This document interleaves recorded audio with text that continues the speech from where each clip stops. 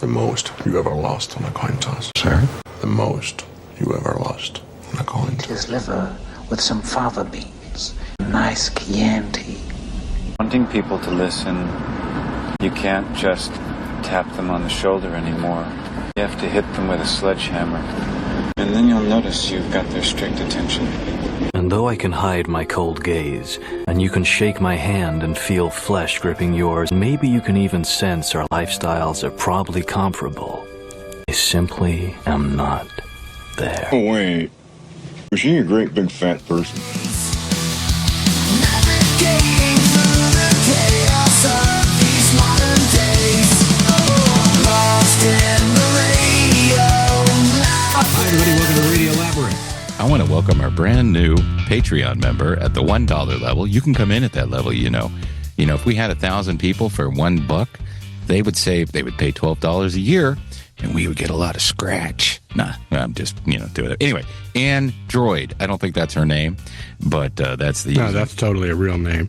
It is not a real name. Nobody has the name Ann. The Android. I'm an android. Oh, I get it. Well, it's back. We've been waiting a long time for it to return. I have. Dexter Resurrection launched with 2 episodes last week, and you know how I always talk on the show about how I hate when they dump everything at one time because I don't like to binge. In this case, I want to binge. I didn't want to stop watching it. And this is sort of on the heels of Dexter Original Sin was this year. And it feels like a long time ago, but that was a great show. That's going to continue. And Dexter Resurrection, they've completely taken the character. They retconned the ending of New Blood, thankfully, for him to still be alive, because you thought, well, he's dead and there's no more Dexter. Terrible. Well, those kids dig him up at the beginning, and they stick that shovel in his chest, and the lightning strikes it.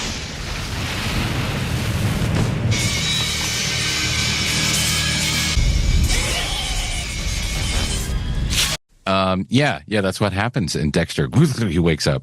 No, but it was I'm in. I'm gonna keep watching it. And so I want to talk a little bit about it, and hopefully everybody watched. Did you guys all watch it? Yep. Yes. First one, yes.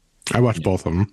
Yep, I watched both of them, and I really liked it. And I'm really glad that they did scrap that ending from the first season. And yeah. I mean, not that they scrapped it, but he's alive. His son didn't kill him.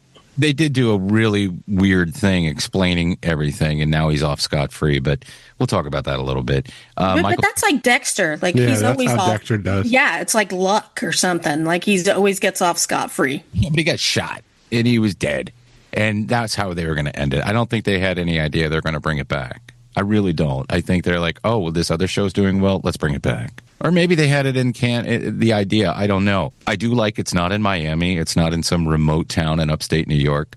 It's in New York City. And the show starts off very Dexter-esque. And the second episode, also very Dexter-esque. And I think what you're going to see is as it unravels, there's all sorts of weird things going to happen. And that's based on the cast. So you have Michael C. Hall back as Dexter. Jack Alcott is back as Harrison. That's his son. Harrison. James Remar is back, and I love that because, I thought Christian Slater was good as his dad, but I love James Remar. He's so good, and he still looks great as Harry. David Zayas shows up as Angel Batista. Peter Dinklage, who we have yet to see, is Leon Prater. He's a wealthy serial killer enthusiast. All we know about him is that he's a billionaire. Uma Thurman, we have seen. She's Charlie. I guess she's his head of security. You've kind of gotten an idea of what she does, taking the boxes of money to the serial killer's house and bringing trophies back to Leon. Neil Patrick Harris is a serial killer. So what you're going to see is that they're forming like a super group of serial killers. It's like the Avengers or the Justice League. Eric Stonestreet is playing a killer, the Rapunzel killer. I can't say this guy's name, so I'm not even going to try. Oh, no, this interesting character that Dexter meets when he gets to New York City. Yeah, I like that guy. Blessing Kamara, the Haitian families. Moves into his basement? Yes. Yeah. That character is so cool. And going to the party. So I like that. It's a new thing for Dexter. Katia Saraf and Dominic Fimusa as detectives Wallace and Olivia. These are just the regular cast members investigating the murder that happens that because of Harrison. And Emilia Suarez plays a sort of a, I don't know if he's dating her, he's babysitting her kid, Harrison is. So what Jeff was saying is, while Dexter is still in a coma at the hospital in whatever town this is on the Indian reservation, John Lithgow comes to him. He's the first as, of course, the Trinity killer, Arthur Mitchell. And then you see Jimmy Smits, which I didn't know about, which I thought was cool, as Miguel. I love that character, by the way, because I went back and started watching all the seasons. And once I got to season 7, I was like, oh, God. And then season 8 comes like, oh, it's even worse. But I still have to push through. Eric King, surprise, motherfucker. Surprise, motherfucker. Yep. Who, in Dexter's mind, Doak says, you're a good guy deep down. You were doing a good thing. Well, okay. Yeah, I don't think he ever thought that. David Magadoff as Terry Reed returns. So these are some of the other people. But in the fever dream that he's having while he's in the coma state, we see some of the famous killers and the people that he's worked with over the years, over the seasons. And I just got hooked. I didn't think I would, but I did. And so that's where I am with it. You know what I really like about it is that father-son, like, his father who's dead. Mm-hmm. And then him watching his son. Am I making sense? Yeah. But it's just cool. And he's like, oh, that's my son. And maybe he's using the code and maybe he's like me, but his son isn't like him. No. Like, you see him eat a sandwich and grab a trash bag and then pick up the sandwich again. And like Dexter would never do that. Right. And, Meticulously clean. yeah. And you see him passionately kill somebody without thinking through it. But Dexter's so set on him being like him. Having a code. And like, that's my boy. And his dad's like, is he like you though? Is he? I just like to see that. He needs grandfather, father, son. I like that the Uber killer is named the Dark Passenger. Dark Passenger, yeah, that's good Dexter, too. I at first thought that was Dexter when he got into the cab. There was misdirection. He has the hoodie up. He obviously, he needs to get around New York. And then I felt really bad for the Uber driver. Oh my God, this guy's getting killed. Obviously, it's not Dexter. So that's one of the storylines that's going on. The other is, of course, like you said, Harrison loses it at this date rape guy who roofied this nice girl that Harrison had met earlier. Because Harrison's like the go-to guy at this hotel where he's working. He gets drugs for people. He can get anything you need. He's your go-to guy, and that's kind of a cool job. And it looks to me like he's living in the hotel, but his boss doesn't really like him. Whatever, but it's just an interesting job for this guy to have. But he loses it and beats this guy to death with a toilet lid. The porcelain toilet bag, and starts pounding on him. He kills him. But because his dad trained him, Dexter trained him how to cut up and dispose a body. He does the 9 pieces, uses the garbage bags. They find, I don't know, the police are, there's some super cop, like some super CSI cop who really knows her stuff. But Dexter hears about this and he knows that Harrison has killed somebody just based on it being 9 pieces. So he takes a leap and goes to New York City. But before he can do that, Angel shows up, starts talking about the Bay Harbor Butcher case. So I don't know. Anytime Angel has been, a cop, he's always sort of just trusted Dexter. So do you think he really thinks that he's investigating or what? No, I think it's paranoia. Red herring. Yeah. Yeah, I think he's worried about him. But also, where is Dexter's? Where did that girl go? Yeah, the girl that's got fired for some reason, covering everything up. Yeah, she said that she shot Dexter and not Harrison. Yeah, why is she covering everything up? They haven't explained. At least to my knowledge, they haven't explained. But yeah, he knows that girl, and he knows she thought that Dexter was the Bay Harbor Butcher, right? I'm leaning toward Angel finally thinking that Dexter is. Yeah. Yeah. It would make sense as far as the big story, the big arc, for them to, always trusting him, for him to see something in him. And then the secondary story that's going on, of course, is this Uber killer or whatever they're called calling that rideshare thing. They're not calling it Uber, but because now he's triggered. He's upset because there's a killer running around calling himself, or the press is calling him the Dark Passenger because he gets into and kills immigrants. Dexter immediately finds out where this guy works. On top of that, we're seeing the other story, which is the serial killers who are getting rewarded. We're seeing Uma Thurman's character, and that plot is building. What I believe, and I didn't come up with this on my own. I watched it on a YouTube channel that I can't credit because I've forgotten it. But this makes a lot of sense, is that Dexter is going to kill the Dark Passenger guy, get rid of his body, and then he is going to find the money and the invitation to go meet with Peter Dinklage, and then he's going to pretend to be that guy. There's a lot going on, a lot to look forward to. Usually Dexter seasons are, 10, 12 episodes? Yeah. Yeah. So, we got about 8 or 9 weeks left. I wish they would dump them all. I would watch them all right now. That's how much I dig this Did show. y'all recognize Uma Thurman? Yeah. Mhm. For a second, I didn't. I was like, is that Uma Thurman? And Jones was like, no. I was like, I think that's Uma Thurman. Who said no? Al? Jones. Oh. Jones. No, not Al. Stop watching it with your kid. This show's really Al, 9 pieces, buddy. This show's really inspiring me, though. I'm going to go out and kill every driver of a Waymo.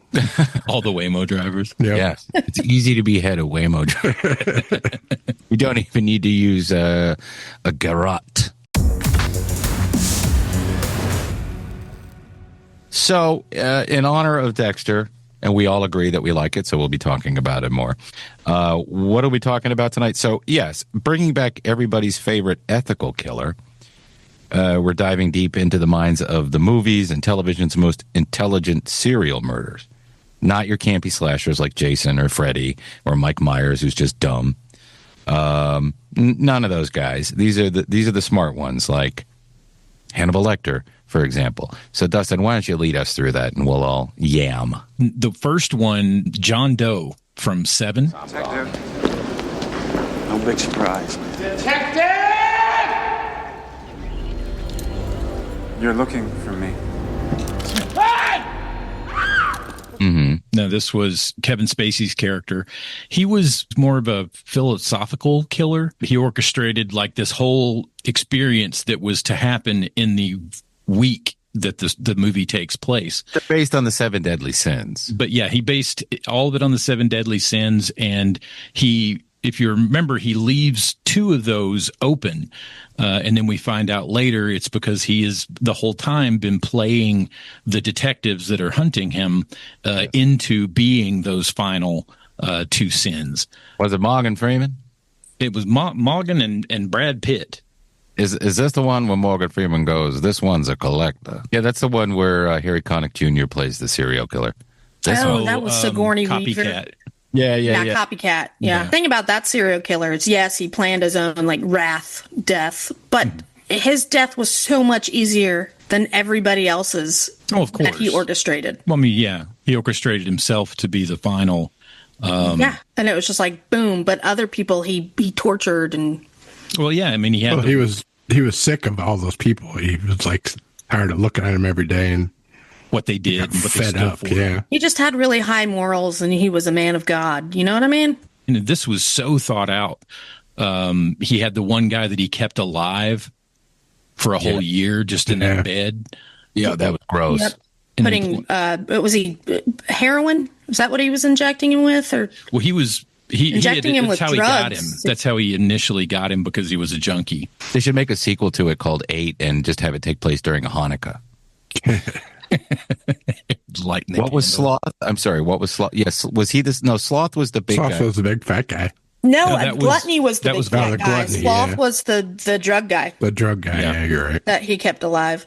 But there is a lot to unpack in that movie because of, there's a lot to unpack in all these, but because of the biblical Christian morality stuff. That was his it's so backwards in so many ways. His philosophy is what he based everything on. So the fact that he was very consistent and disciplined to be able to do what he did, but in turn, does that make him a smart killer? I say it's not bad for a guy that used to be in a barbershop quartet in Skokie, Illinois. Used to be in a barbershop quartet in Skokie, Illinois. Wrong movie. And he believed it was his mission from God, and in that way, that's dumb. Why, if he was on a mission from God, he should have gotten the band back together. We're putting the band back together. Mostly martyrdom is what he was looking at, because if none of those things happened the way that he planned them, then it would all been for naught. Now, what was neat about the movie, they never mentioned Kevin Spacey in any of the marketing materials. Mm-hmm. They didn't even mention him in the credits. He was only shown when he walks into the police station at the end. For Kevin Spacey at the time, it was like, I'm doing well enough. I don't need to be in the spotlight. And Spacey in that movie embodied so many of the 7 deadly sins himself.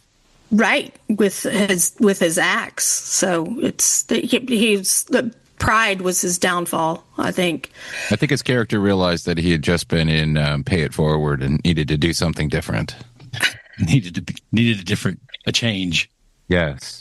But yeah, this, the what's in the box. What's in the box? What's in the box? What's in the box? What's in the fucking box? What I didn't realize until looking into it, when they wrote it, they never specifically wanted to. They definitely didn't want to show her head in the box, but they also didn't want you to know what it was. It was almost like the suitcase in Pulp Fiction. Right. Like it wanted you to put in your mind to fill the box, and that makes it more of a horror. Our next one is Hannibal Lecter from The Silence of the Lambs. See a lot, Doctor.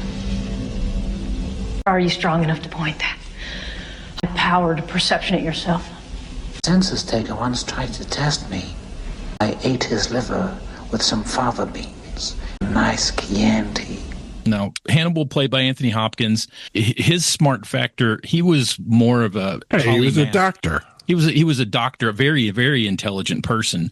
But he was also a forensic doctor, wasn't he? He was a psychiatrist. Forensic psychiatrist. Okay. And a cultural savant.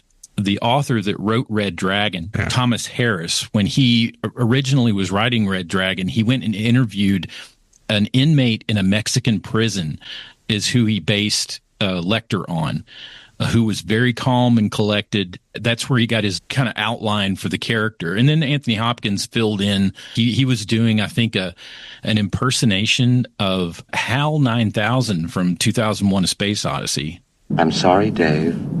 I'm afraid I can't do that. What? I never knew that. And a combination of Katharine Hepburn and Truman Capote. Which explains the unsettling, precise, way he speaks. I can smell your cunt, Dave. The first actor to play Hannibal Lecter in a film was Brian Cox. Right. Manhunter, which was a Michael Mann film, so there's lots of slow motion and stuff. And it's that guy from CSI, what's his name? William Peterson. That is actually not a bad movie. It is way better than Red Dragon, which I didn't enjoy very much. Yeah. And it didn't need to be made, other than they were doing, cash grabs. Philip Seymour Hoffman was the only good thing about Red Dragon. Yeah.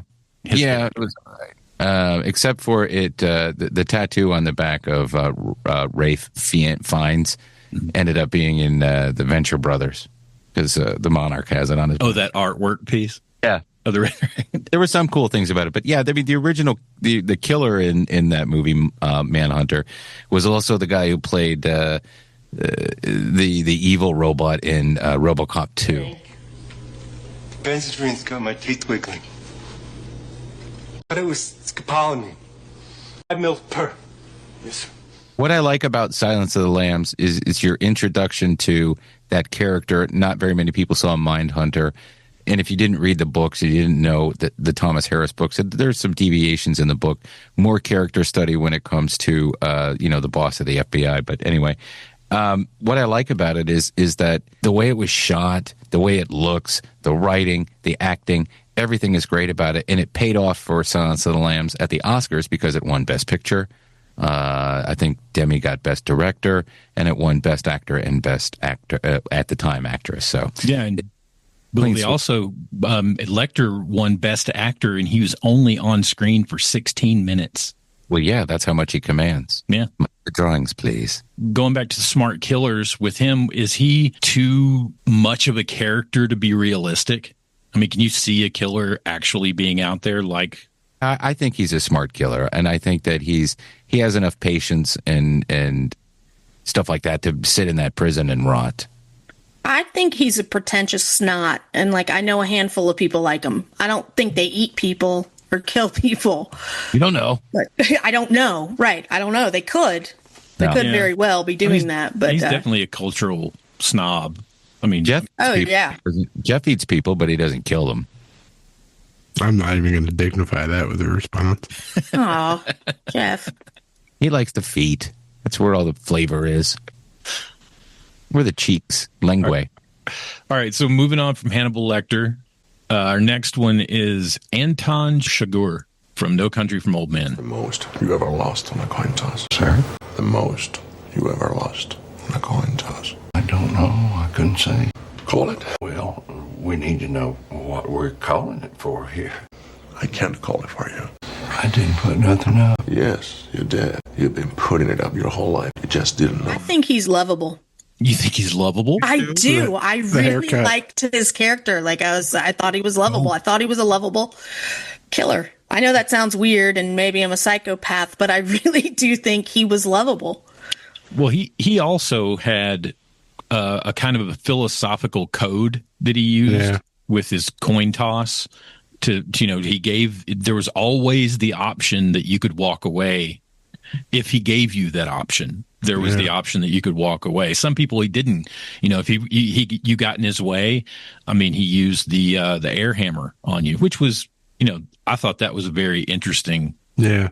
Yeah, he used that thing multiple ways, didn't he? Mm-hmm. Well, he used it for different things. Yes. He had to enter places. He could knock the locks out and kill them. But most people, I mean, if you come at someone with a knife, they know what it is, and it initially causes a response. When he gets that one guy out of the car and he says, the guy didn't know what he was going to do with it, then he just puts it to his head.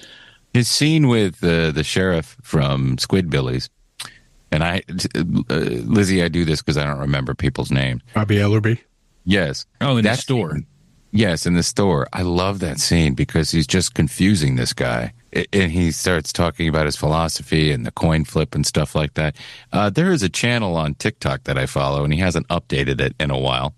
It's called the Anton Chigurh Show. Clive Nebula is the name. It's a little talk show where he ends up shooting everybody at the end, and it's fun. The guy's polite. He's strong. Mm-hmm. He's a good improviser when it comes to, using a weapon or making a sling. He knows medical stuff. He's a dreamboat. That hair? You like that hair? Yeah. Yeah. Why? I mean, a man that's confident enough to wear that hair. Why not? Yeah, the Coen brothers, when they initially made the character, they wanted him to feel supernatural.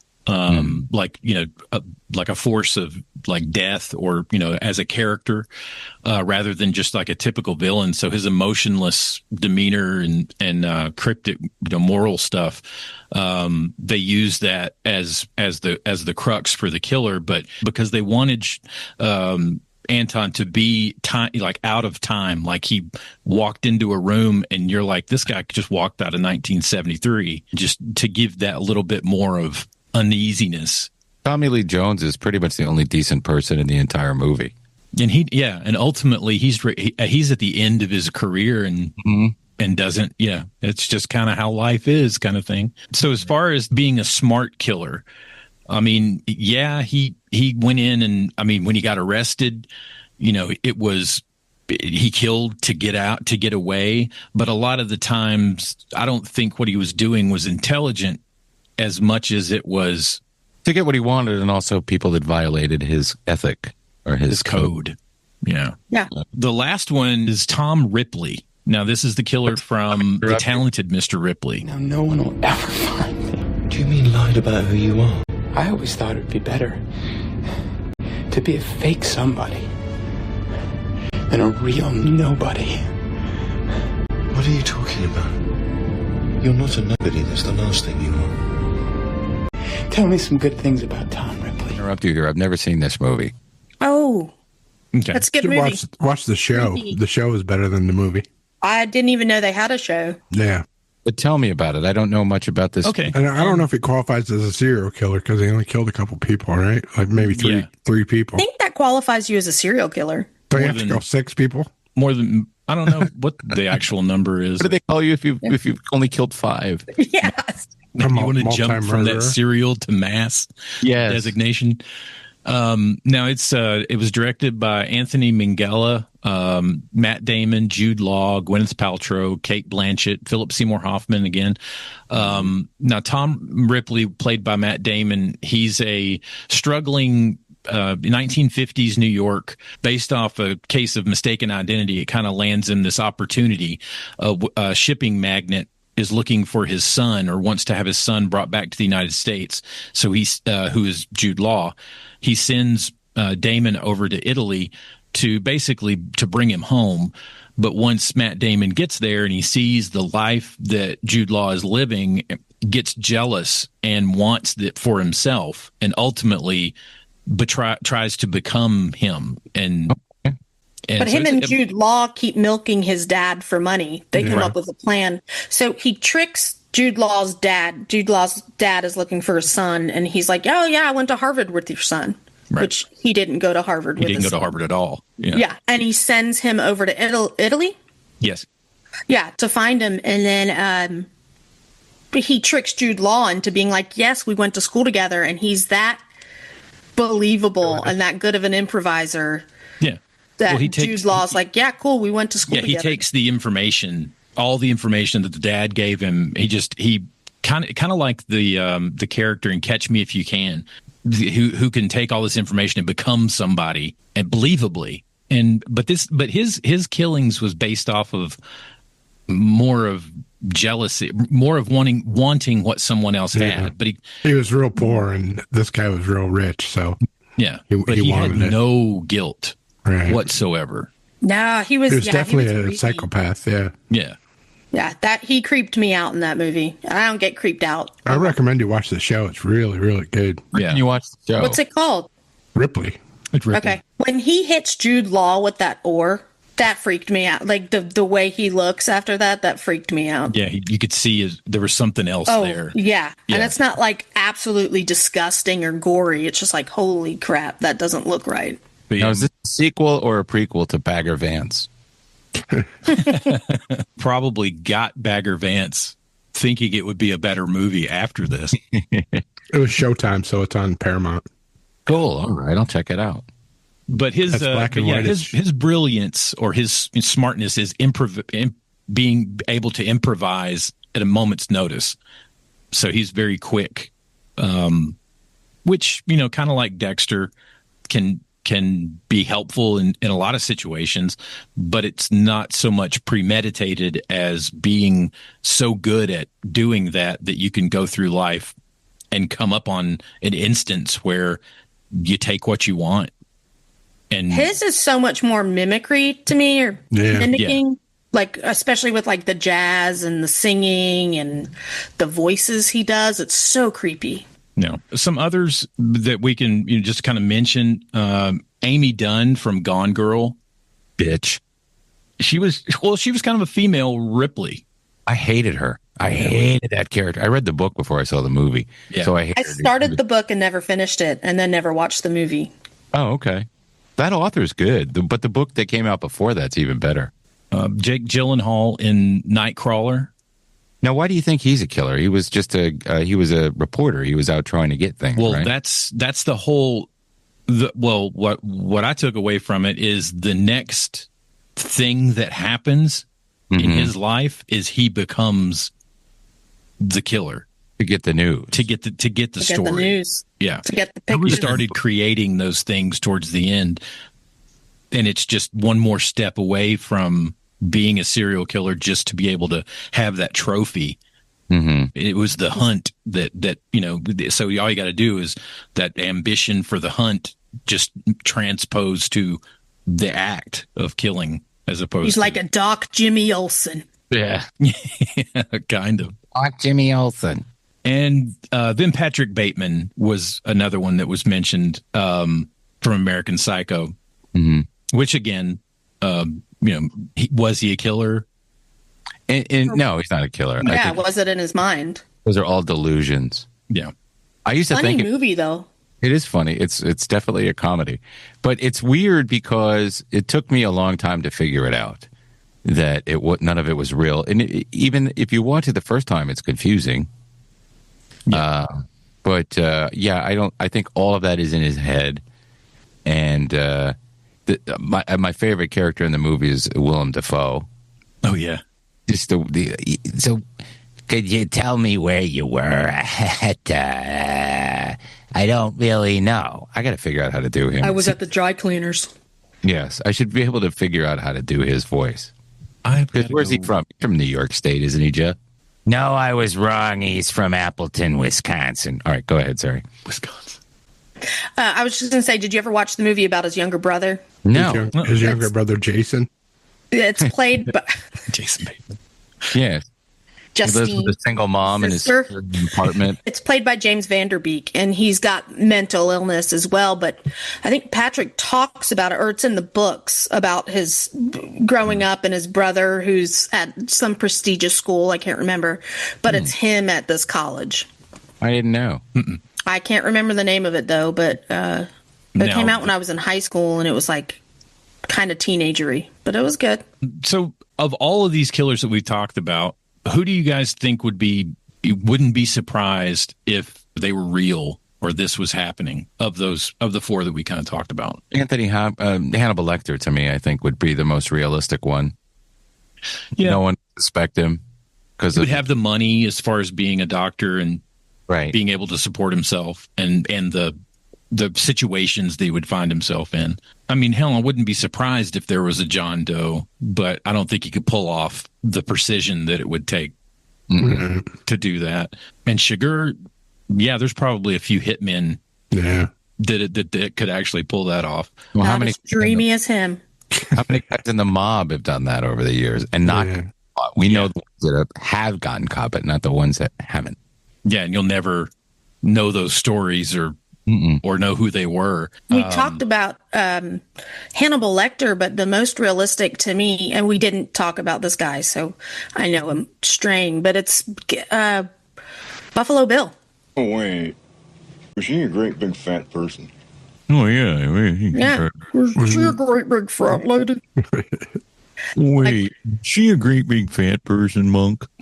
Would you monk me? Would you fuck me? I'd monk me so hard. But he's the most realistic to me when I watch movies like we've been talking about. But now that movie he wasn't came on the list.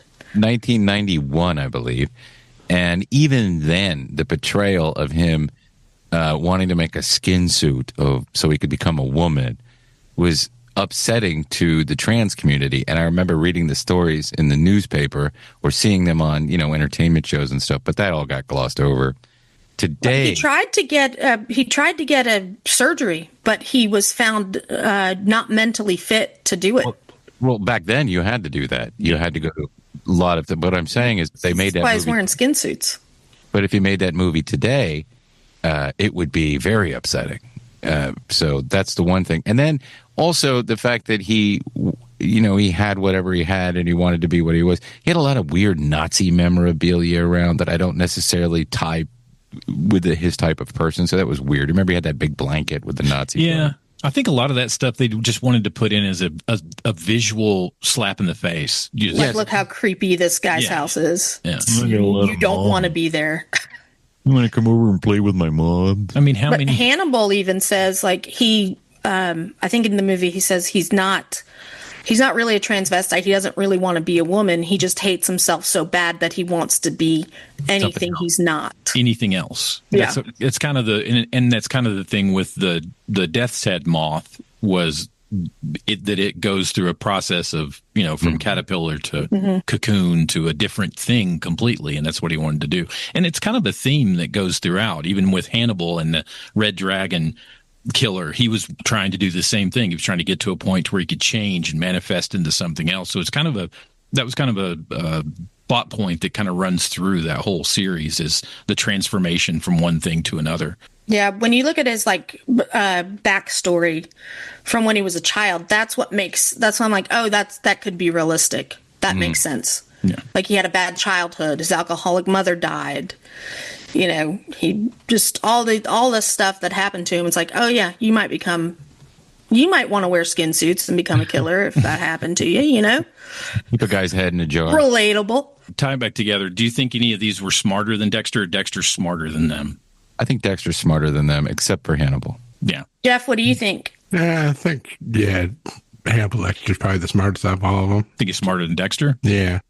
Dexter's good at cleaning up the forensics and, getting into the forensics so he could learn how to cover up his murders and stuff. But he still had that. All of them ultimately still have the what makes them a killer to begin with. Right. Where Hannibal can actually understands why these people are killers and why he does it himself. Right. So yeah, I agree. Hannibal Lecter.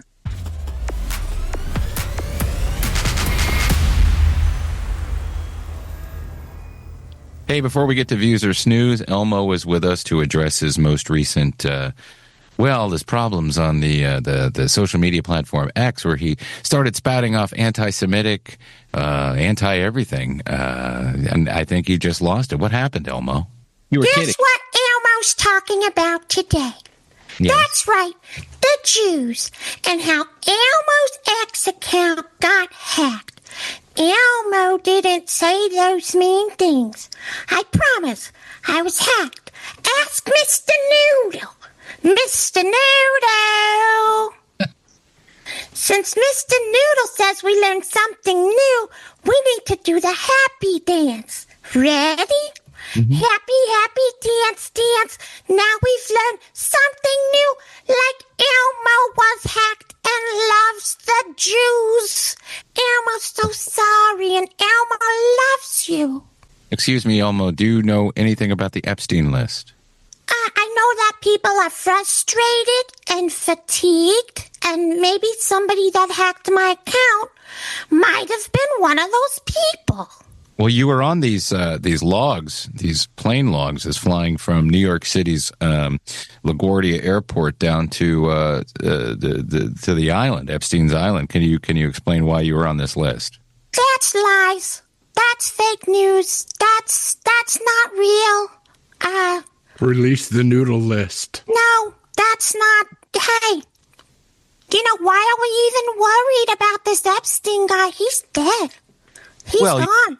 You sort of became president of the Sesame Street Neighborhood Watch program by running on the fact that you were going to find out what was in the Epstein list. Was Mr. Noodle part of the whole plan? How much did Oscar the Grouch know about this? You seem to be burying it, Elmo, and that's why we're concerned with your erratic posts on social media. I don't know. I don't know what Mr. Noodle does with his free time.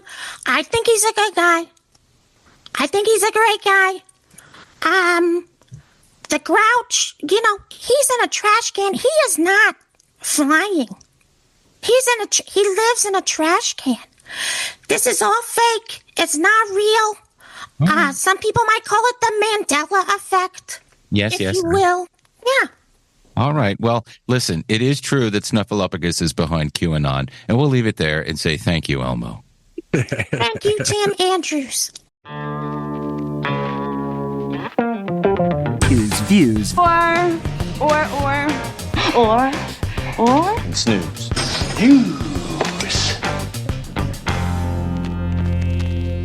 Yeah, last week was Always Sunny, Back to the Frontier, which I think we all watched. I enjoyed it.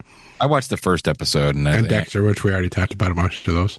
I watched the first episode. It was good. I did think it was funny that the lady was crying about the newspaper. Like, that's what got her.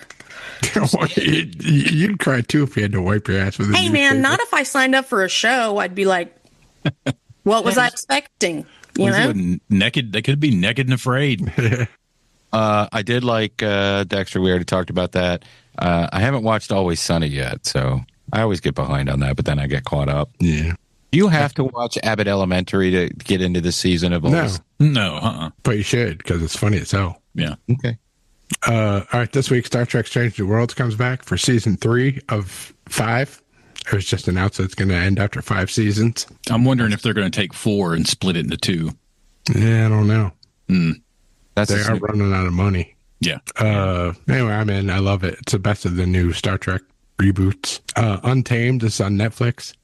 This is Eric Bana as a park service agent who's looking into a murder at Yosemite. This is from the guy that made American Primeval, which we all liked. Yeah. I think, I think they'll do another American Primeval show, but like with a different story. I don't know. They could. I hope they do. Do like an anthology thing. Mm-hmm. And then the two-night Billy Joel documentary starts on May 18th. That's a definite views for me. Yeah, I'm going to watch that. Yeah, I'll watch it. Oh, me and Bella could watch that together. As usual, the part one will be the better part, and then you'll watch him get old. Yeah. Yeah. Start crashing into people's houses.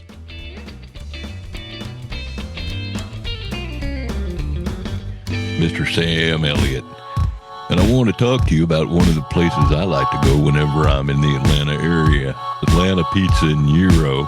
And they've proudly been serving the East Metro Atlanta area for over 40 years. Atlanta Pizza and Gyro is a place to be this summer. I don't know if they have Coors. Coors is a banquet beer. But they are featuring 3 tavern breweries and Night on Ponce. That's an IPA, and it's now available on draft. Atlanta Pizza and Gyro has the best gyros, pizzas, hot subs, and Greek and Italian specialties around. Family owned and operated, independent restaurants are a dying breed. And Atlanta Pizza and Gyro continue to be a local favorite, serving the east side of Atlanta for over 30 years. Hey, Mike's food truck is out and about, so if you see the food truck, run up. Contact Mike at 770-483-6228 if you're interested in booking the food truck for your corporate or private event. Tuesday nights, they got team trivia from 7 to 8:30 p.m. Bring your smartest friends and test your trivia knowledge against the best Conyers has to offer. Hey, they're open for dine-in or takeout Monday through Friday from 11 to 9. Saturdays, 12 to 9. They're closed on Sunday, which is Lord's Day, dude. Another fine sponsor of Radio Labyrinth is LDI Repro Printing. Do you have commercial or residential construction printing needs? Well, what are you waiting for? Contact LDI Repro Printing of Athens. They've been in Athens, Georgia since 2005 with fast turnaround and affordable prices. Call 706-316-9366 or email them at athens@ldiline.com. Guys, are you reading the online comments? Gotta read some of these comments. I'm loving your guys' comments. You're reading your own comments? Yeah, they're really good. I worked hard on them. The secret is don't read the comment card. Well, we have a YouTube channel. Obviously, if you're watching this, you know that already. We love your comments. We would love it if you'd leave a comment. Just make them nice. Or not, doesn't matter. I'll read them anyway, unless Dustin deletes them. But I want to say thank you for everybody who left one this week. Roby says, Brandon Ruth did a good job of channeling Reeves, Christopher Reeves. His performance was, or Christopher Reeve, sorry, it's George Reeves, Christopher Reeve. His performance was accurate enough. I actually felt like it was a Superman 2 sequel, which a lot of people, in fact, Dustin said that last week. It's sort of continuing where the Donner movies ended. Fuchsy said, Scavenger's Reign is fantastic, so incredibly weird and strange. BK on the Air, who is a friend of ours, we've had him on the show, he gave us 5 stars. Chris Coker said, how about Elon's list of baby mamas? Just jiving. Great podcast. Chris, he also adds, when Superman broke his back riding a horse, I was devastated and thought it was very ironic as well. Christopher Reeve, is my favorite Superman. Gene Hackman is my favorite villain. And Kryptonite is really my favorite villain. Yeah. And somebody we haven't heard from in a long time. And I was so happy to hear from her. I replied, yay. Terry Fuller says, I feel so left out because at 42, I've never been to any Superman, Batman, or Spider-Man movie. It's just never been my thing. But I know several people who've really been into all the above and won't watch this because of the marketing. Sadly, if you market a vacuum cleaner as not working well, people won't buy it. I suppose the same goes for movies. Perhaps folks are just tired of having that stuff pushed in their faces all the time. No clue. Great video as always. And as everybody found out when they went and saw the movie, there's none of that in it. Right. Nope. This week on Text Impressions by Tim, we're going to keep it in the serial killer family, so to speak, by doing Charles Manson's thoughts on Dexter Morgan. Dexter's the quiet scream behind every smile in suburbia. People watch him with popcorn while their souls rot. He doesn't kill for justice, man. He kills because something ancient is whispering, and he is listening, dig? That's the part they don't get. He's not sick. He's tuned in. It's a really good Charles Manson. Thanks, man. Dexter's got the worms, baby. It dances in his blood. He's not just slicing bad apples. He's feeding the rot to his son. He's passing it down like some kind of holy ride, if you dig. The dark passenger becomes the school teacher. Now that's America, man. Dexter, man, now that's a beautiful mind, man. A real artist. Clean lines, quiet kills, no mess. He makes murder look like meditation. I watch him and I think, yeah, this cat gets it. He don't kill for chaos. He kills for purpose. That's the kind of energy we could have used out in the desert, you know? All right. Hey, I do a weekly show. It's just not going to happen this week because I'm very, very busy. Trambles. I might put something up. Well, it doesn't matter because if you're watching this, it's already up. If there isn't anything up, I apologize. And if there is, I hope you enjoyed it. But anyway, it's the audio feed. I might do a supercut next week of all the Del Dump and me stuff. So, you know, if you haven't sampled it before, it's all there. I also do a radio show on WSB every Saturday called The Popcast. It's on at 7 p.m. if you live in the city, or you can listen live on the WSB radio app. My most recent episode was all about baseball and pop culture because of the All-Star game being in Atlanta. And I really enjoyed talking to my cousin, Scott, who I haven't spoken to. We've texted over the years, but it's been over 20 years. His father played an umpire in 2 scenes in Major League 2, which is the best part of Major League 2.